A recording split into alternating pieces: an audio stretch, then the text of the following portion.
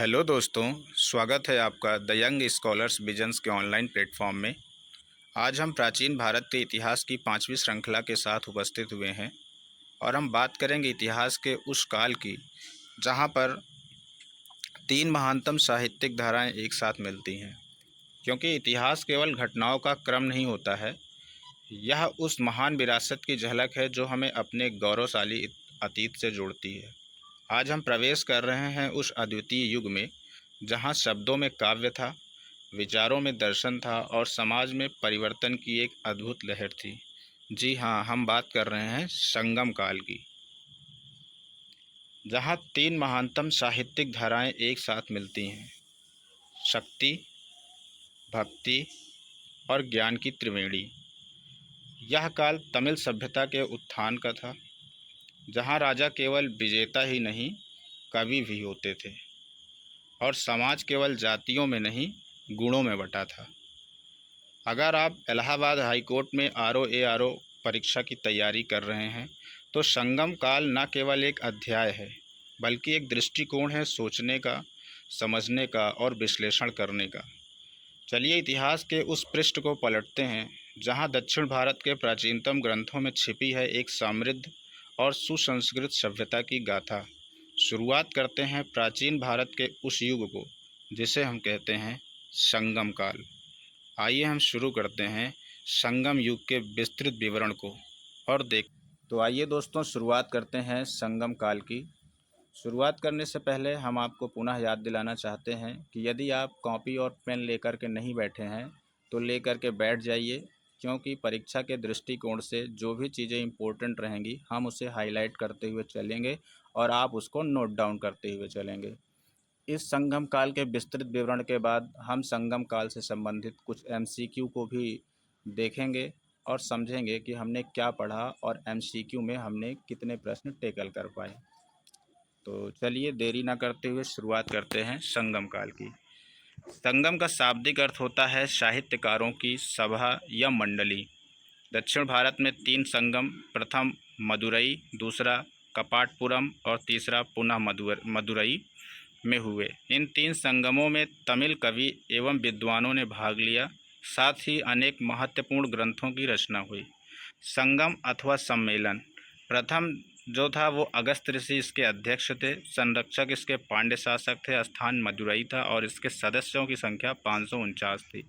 दूसरा जो था उसके भी अगस्त ऋषि थे। तीसरा पांड्य इसके शासक थे और कपाटपुरम में ये हुआ था और सदस्यों की संख्या 59 थी, यानी कि 59। तृतीय जो हुआ है वो नक्कीरर पांड्य शासक हैं, मदुरई में हुआ है और 49 इसके सदस्य संख्या है। भारतीय प्रायद्वीप का दक्षिणी छोर जो कृष्णा नदी के दक्षिण में पड़ता है, तीन राज्यों में पांड्य, चोल और चेर में विभक्त था। आइए हम पांड्य राजवंश की चर्चा करते हैं। पांड्य राज्य का उल्लेख सर्वप्रथम मेघस्तनीज ने किया है। उसने कहा है कि उनका राज्य मोतियों के लिए प्रसिद्ध है। तमिल परिषदों में संकलित साहित्य पांड्य राजाओं का उल्लेख है। पांड्य राजवंश का प्रतीक चिन्ह कार्प था। तो ये ऑलरेडी हाईलाइटेड है, मैं फिर भी इसको हाईलाइट कर दे रहा हूँ, इसे आप नोट डाउन कर लीजिएगा। ये आपके पेपर में आने के 90% चांस होते हैं। पांड्य राजवंश का प्रतीक चिन्ह कार्प, जो कि एक मछली होती है। फिर हम बात करते हैं प्रमुख शासक की, नेडियोन। पांड्य वंश का यह प्रथम शासक था, नेडियोन। नेडियोन का अर्थ होता है लंबा आदमी। नेडियोन ने पहरुली नदी को अस्तित्व प्रदान किया तथा समुद्र की पूजा भी इसने प्रारंभ करवाई। तो समुद्र की पूजा किसने प्रारंभ करवाई? वो पांड्य वंश का जो शासक है नेडियोन। नेडियोन ने ही जो है समुद्र की पूजा की शुरुआत करवाई। ठीक है, हाईलाइट किया हूँ, नोट कीजिएगा आप। फिर आता है पलसालय मुदुड़मी। इसे पांड्य वंश का प्रथम ऐतिहासिक शासक माना जाता था। इसने अनेक यज्ञ किए तथा महेश्वर की उपाधि धारण की। तो ये चीज़ें भी आप देख लीजिएगा। फिर आता है नेंडुजेलियन। यह सबसे प्रसिद्ध पांड्य शासक था। इसके समय का प्रसिद्ध तलैया लगानम का युद्ध था। तो ये सब चीज़ें उतनी इम्पोर्टेंट नहीं है, बहरहाल मैं हाईलाइट करूँगा। इस युद्ध में उसने चोल व चेर शासकों को अन्य 5 मित्र सामंतों के गुट को पराजित किया। इसी युद्ध में उसने चेर शासक से, जो कि हाथी की आंख वाला, को बंदी बनाकर पांड्य राज्य में बंदी गृह में डाल दिया। इस विजय के पश्चात इसने तलैया लगानम की उपाधि धारण की। प्रसिद्ध ग्रंथ मदुरई कांची में नेंडुजेलियन के कुशल शासन का विवरण मिलता है। तो नेंडुजेलियन के कुशल शासन का विवरण प्रसिद्ध ग्रंथ मदुरई कांची में मिलता है। ये चीज़ें ऑलरेडी हाईलाइट हैं, आप इसको देख लीजिएगा। यह कवियों एवं विद्वानों का संरक्षक था। नक्कीरर एवं मांडू डी मरुदन जैसे कवि इसके आश्रित थे। इसी के काल में शिल्पाधिकारम के नायक कोवलन को मृत्युदंड दिया गया था। नल्लिवो कोडन यह संगम युग का अंतिम पांड्य शासक था। इसका प्रमाण नत्तनार की कविता में मिलता है। पांड्य राजाओं को रोमन साम्राज्य के साथ व्यापार में लाभ होता था। इसने रोमन सम्राट आगस्ट के दरबार में राजदूत भेजे थे। अब हम बात करते हैं चोल वंश की। संगम काल में 3 राज्यों में चोल राज्य सर्वाधिक शक्तिशाली था। चोल राज्य पेन्नार तथा वेल्लारू नदियों के मध्य स्थित था। चोल राजवंश का राजकीय चिन्ह बाघ था। इसकी राजधानी कावेरी पत्तनम या फिर पुहार थी। तो चोल राजवंश का राजकीय चिन्ह क्या था? बाघ था। और इसकी राजधानी कावेरी पत्तनम या फिर पुहार थी। ये चीज़ें ऑलरेडी हाईलाइटेड हैं, इसको भी आप देखिएगा। प्रमुख शासक हैं इसके उर्वह पपहर्रे इलन जेत चेन्नी। यह चोल राजवंश का प्रथम ऐतिहासिक शासक था जिसकी राजधानी उरैयूर थी। कहा जाता है कि यह राजा युद्ध में अपने सुंदर रथों के लिए प्रसिद्ध था। ईसा पूर्व 2री सदी के मध्य एलारा नामक चोल राजा ने श्रीलंका पर विजय प्राप्त की और लगभग 50 वर्षों तक शासन किया। ये चीज़ें आप देख लीजिए, इसको मैं हाईलाइट कर रहा हूँ, ठीक है, ये बेहद इम्पोर्टेंट है।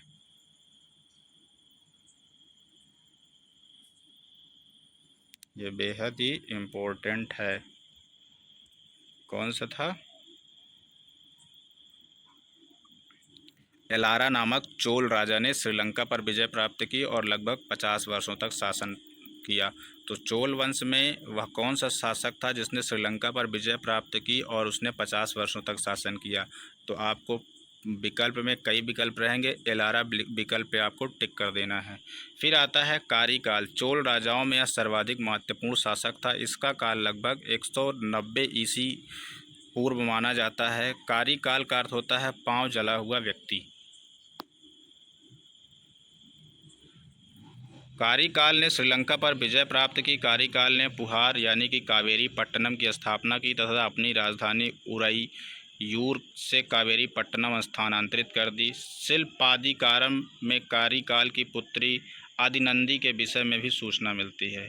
पेरुन्ना मुन्नुपादे में कार्यकाल को संगीत के 7 स्वरों का विशेषज्ञ बताया गया तथा यह वैदिक धर्म का अनुयायी था। पुहार की पहचान कावेरी पट्टनम से की गई जो चोलों की राजधानी थी। यह व्यापार और वाणिज्य का बहुत बड़ा केंद्र था। उसका गोदीवाड़ा यानी कि बंदरगाह बहुत बड़ा था। पेरुनिकिल्ली यह अत्यंत पराक्रमी चोल शासक था। चोल राजाओं ने इसी के राजसूग जैसे महान यज्ञ का अनुष्ठान किया। फिर आता है सेनगढ़ान।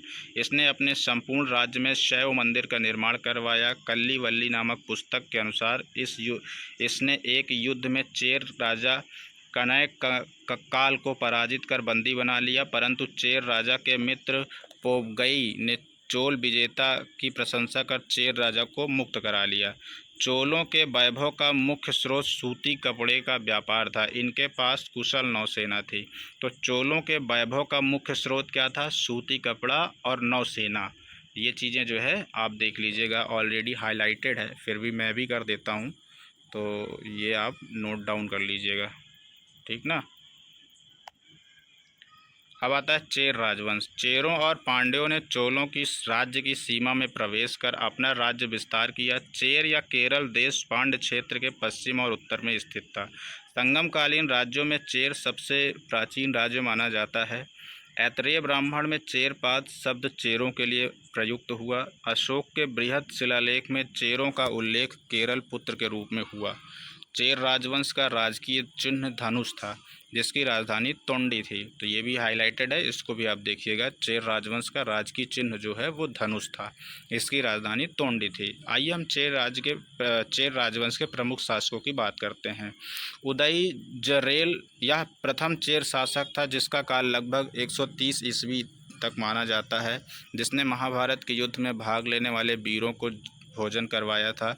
इसी कारण से इन्हें महाभोजन उदयिंजरेल की उपाधि प्रदान की गई थी।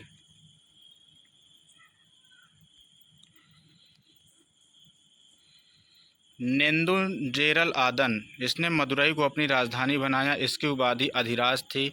नेदुंजेरल आदन के समय में पश्चिमी जगत से व्यापार महत्वपूर्ण आयाम था, परंतु व्यापार में कदम्बु नामक जनजाति बाधा उत्पन्न करती थी, जिसका इन्होंने दमन किया था। फिर आता है सेंगुटट्टुअन। चेर शासकों ने सेंगुटट्टुअन सबसे प्रसिद्ध था। इसको लाल चेर के उपनाम से भी जाना जाता था। इसके ही शासनकाल में पत्नी पूजा या फिर करणी पूजा प्रारंभ हुई, जिसमें आदर्श व पवित्र पत्नी की पूजा की मूर्ति की पूजा की जाती थी। फिर आता है कि पेरुंजरेल या फिर इन पोरई 190 ईसा पूर्व नहीं, ईस्वी कहेंगे, इसको हम ईस्वी बोलेंगे। यह चोल शासक करिकाल का समकालीन था। इसके समय में आदिगयमान नंडुमान अंजी तगडूर शासक था। इसने दक्षिण में गन्ने की खेती प्रारंभ की। फिर आता है कि कुडकक्को इलजेरल इरपोराई चोल वंश का शासक, चेरा वंश का अंतिम शासक था। तो चेरा वंश का अंतिम शासक ये आप नोट कर लीजिए। चेरा वंश का अंतिम शासक कौन था? तो ये था कुडक्को इलजेरल इरपोराई। अब ये साउथ होथ वाले हैं तो नाम भी वैसे ही है, देख रहे हो आप लोग। ये अंतिम शासक थे। उरैयूर अपने सूती कपड़े के व्यापार के लिए माना जाता था। जब ईसा की पहली सदी के आसपास मिस्र रोम का प्रांत हो गया और मानसून का सटीक अनुमान होने लगा, तब इस व्यापार को अत्यधिक बल मिला। संगम साहित्य की यदि हम बात करें तो प्राचीन संगम काल में जिन संगम ग्रंथों की रचनाएँ की गई हैं उन्हें संगम साहित्य कहा गया है। संगम साहित्य में प्रेम और राजाओं की प्रशंसा पर अधिक बल दिया जाता था। संगम ग्रंथों के अतिरिक्त एक और ग्रंथ है जो तोलाकाप्पियम कहलाता है। यह व्याकरण और अलंकार शास्त्र का ग्रंथ है। संगमकालीन प्रमुख साहित्य, संगम काल के कुछ साहित्य हैं और उसके रचनाकार हैं जिनका नाम ये दिया हुआ है। इसको आप लोग जो है नोट डाउन कर लीजिएगा, हाईलाइटेड है इसमें ऑलरेडी। ये बहुत ही इम्पोर्टेंट है, ये पूछ लेता है पेपर में कभी कभी। ठीक है, मैं इस पर टिक मार दे रहा हूँ। ये चीज़ें पूछ ली जाती हैं। संगम कालीन के प्रमुख साहित्य, तो एक तरफ संगम साहित्य है, दूसरी तरफ उसके रचनाकार हैं, इसको आप रट लीजिएगा। ठीक, आइए हम इसके अब वस्तुनिष्ठ प्रश्न पे चर्चा करते हैं। हमने अभी तक उसमें संगम काल में चोल वंश पढ़ा, चेरा वंश पढ़ा और पांड्य वंश पढ़ा। पांड्य वंश के शासकों के बारे में देखा, चोल वंश के शासकों के बारे में देखा और वो किस लिए प्रसिद्ध हैं इसके बारे में देखा। जैसे चोल वंश में जो है वो नौसेना के लिए प्रसिद्ध हैं, है ना, वो चीज़ें हमने देखा। चेरा राजवंश राजकीय चिन्ह इसका धनुष था, इसकी राजधानी तोंडी थी, ये सब चीज़ें हमने देखा। सूती कपड़े के लिए भी चोल वंश को जाना जाता है। तो इन सब चीज़ों को हमने देख लिया है। अब हम इसके MCQ देखते हैं और ये देखते हैं कि प्रश्न जो है संगम काल से कैसे आते हैं, संगम काल से किस तरह के प्रश्न पूछे जाते हैं वो हम यहाँ पे समझते हैं। आइए हम पहला प्रश्न देखते हैं। पांड्य राज्य का उल्लेख सर्वप्रथम किसने किया था? मेगस्थनीज ने। आपको शुरू में ही बताया गया था कि मेगस्थनीज ने जो है पांड्य राज्य का उल्लेख किया था। मेगस्थनीज के अनुसार पांड्य राज्य किस धातु के लिए प्रसिद्ध था? तो मोती धातु के लिए था। पांड्य राजवंश का प्रारंभिक उल्लेख निम्नलिखित में से किस ग्रंथ में मिलता है? अष्टाध्यायी ग्रंथ में मिलता है। मेगस्थनीज द्वारा माबर नाम का उल्लेख किस राज्य के लिए किया गया था? पांड्य राज्य के लिए किया गया था। आइए देखते हैं पांचवा प्रश्न। पांड्य वंश का प्रथम शासक निम्नलिखित में से कौन था? तो नेडियोन जो है पांड्य वंश का प्रथम शासक था। देखिए पांड्य वंश से ही अभी संबंधित है। अब इसके बाद हम चोल वंश की बात करते हैं। आप पांड्य वंश से देख लीजिए प्रश्न कैसे बनता है। पांड्य वंश के शासक, पांड्य वंश के राज्य के बारे में कौन बताता है? मेगस्थनीज। और वो कौन सी पुस्तक है जिसमें उसका सब कुछ लिखा गया है? वो अष्टाध्यायी पुस्तक है, उसमें सारी चीज़ें उसके राजवंश के बारे में लिखी गई हैं। तो पांड्य वंश में उसके राज्य के बारे में कौन बताता है? मेगस्थनीज। किस पुस्तक में लिखा गया है? अष्टाध्यायी। और कौन बताता है? मेगस्थनीज। वो चीज़ें देख ही लिया है आपने। अब हम जो है उसके प्रथम शासक के बारे में भी आपने देख लिया, नेडियोन। तो उसमें पांड्य वंश में आपको प्रथम शासक, अंतिम शासक और उस राज्य वंश के बारे में बताने वाली जो पुस्तक है वो अष्टाध्यायी है, और कौन बता रहा है, मेगस्थनीय। इतनी चीज़ें समझ लेना है, उसके अलावा और कुछ नहीं समझना है। अब हम लोग चोल वंश को देखते हैं। चोल राजवंश का राजकीय चिन्ह निम्नलिखित में से क्या था? बाघ चोल राजवंश का राजकीय चिन्ह था। चोल प्रशासन के राजनीतिक सत्ता का केंद्र उदयपुर किस वस्तु के व्यापार के लिए प्रसिद्ध था? तो ये सूती वस्त्र के लिए था। निम्नलिखित में से किस चोल शासक द्वारा राजसूग यज्ञ करवाया गया था? तो पेरुन किल्ली के द्वारा जो है राजसूग यज्ञ करवाया गया था। फिर हम देखते हैं अशोक के बृहत शिलालेख में केरल पुत्र शब्द का प्रयोग किस राजवंश के लिए किया गया था? तो चेर राजवंश के लिए किया गया था। अब चेर राजवंश का राजकीय चिन्ह क्या था? धनुष था, और इसकी राजधानी तोंडी थी। ये चीज़ आप ध्यान रखिएगा। अभी हमने चेर राजवंश के बारे में पढ़ा, तो चेर राजवंश से जो भी प्रश्न आते हैं उससे संबंधित हमने जो पढ़ा है, जो हाईलाइट कराया, वो देख लीजिए। प्रश्न यहीं पे फंस रहे हैं और इसी तरीके से आपके एग्ज़ाम में भी फंसेंगे, क्योंकि वहाँ पे कुछ एक्स्ट्रा नहीं पूछा जाता है, पूछा तो सिलेबस से ही जाएगा ना। निम्नलिखित में से कौन प्रथम चेर शासक था? तो उदयनरेल। निम्नलिखित में से किस डेल्टा के बारे में कहा जाता है कि जितनी ज़मीन में एक हाथी लेट सकता है उतनी ज़मीन में 7 आदमियों का पेट भर सकता था? तो ये कावेरी डेल्टा। देखिए, ये साउथ वालों के नाम कुछ ऐसे हैं, यदि मुझे बोलने में थोड़ा सा सही नहीं है तो उसमें आप लोग उसको निगेटिव मत लीजिएगा, क्योंकि वो ऐसे नाम ही हैं। हाँ, ये है कि उसको लास्ट के 2-4 अक्षर आप कंसेप्ट में रखिए, एग्ज़ाम में आएगा तो उसी को देख के टिक मार दीजिएगा। निम्नलिखित में से किस चेर शासक को महाभोज की उपाधि प्रदान की गई थी? तो वो उदयनरेल को महाभोज की उपाधि दी गई थी। निम्नलिखित में से कौन सा चोल शासक अपने सुंदर रथों के लिए प्रसिद्ध था? तो वो हैं उर्वहपहरे। ये जो है अपने सुंदर रथों के लिए प्रसिद्ध था। तो सुंदर रथों की बात जहाँ है, हर्रे, लास्ट वाला हर्रे, सुंदर रथ हर्रे, तो ये उसी के लिए प्रसिद्ध था। ऐसे आप जो है माइंड में सेट कर सकते हैं। चोल साम्राज्य की समुद्री राजधानी निम्नलिखित में से कौन सी थी? वो कावेरी पट्टनम इसकी समुद्री राजधानी थी। निम्नलिखित में से चेर का शाब्दिक अर्थ क्या होता है? पर्वतीय देश। ये चीज़ें उसमें नहीं थी बुक्स में, सिलेबस मतलब जो मैंने आपको पढ़ाया, लेकिन यहाँ से आप समझ सकते हैं। निम्नलिखित में से चेर का शाब्दिक अर्थ होता है पर्वतीय देश। चोल का उपनाम निम्नलिखित में से क्या था? सबसे प्राचीन राज्य जो है वो चोल का उपनाम था। तो हम लोगों ने देख लिया अभी संगम काल में पांड्य राजवंश, चोल राजवंश और चेरा राजवंश। पांड्य राजवंश और चोल राजवंश और चेरा राजवंश के हमने अंतिम शासक और प्रथम शासक के बारे में देखा, वहाँ के राज्य के बारे में देखा, वहाँ के राज्य के विस्तृत विवरण किस पुस्तक में मिलता है वो भी हमने देखा, है ना। बताने वाला कौन था वो भी हमने देखा। तो सारी चीज़ें हमने देख लिया, और आपने अगर समझ लिया है अच्छे से तो बहुत अच्छी बात है। यदि आप नहीं समझ पाए हैं तो इस वीडियो को 2 से 3 बार देखिए। मैं उम्मीद के साथ कह सकता हूँ आपको 100% समझ में आ जाएगा। बहुत ही छोटा सा चैप्टर है ये, इसमें कोई दिक्कत नहीं आने वाली है। और एक छोटा सा रिक्वेस्ट है आपसे, यदि आपको मेरा वीडियो अच्छा लगता है, आप इसे पसंद करते हैं, तो आप इसको लाइक कीजिए और सब्सक्राइब कीजिए और अपने दोस्तों के साथ शेयर कीजिए। क्योंकि यदि आप अपने दोस्तों के साथ शेयर करेंगे तो उनके रिवीजन को भी मजबूती मिलेगी और आप किसी की मदद कर पाएंगे। सबसे अच्छा काम पूरे यदि दुनिया में है तो दूसरों की मदद करना ही है।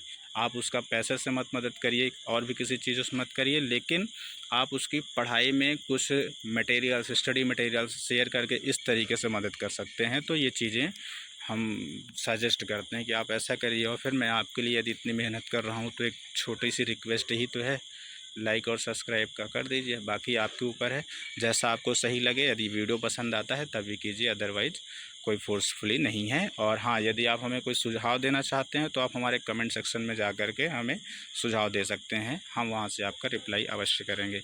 तब तक के लिए आप पढ़ते रहिए, ध्यान रखिए अपना, अपने स्वास्थ्य का ध्यान रखिए, अच्छे से रहिए। थैंक यू, धन्यवाद, जय हिंद।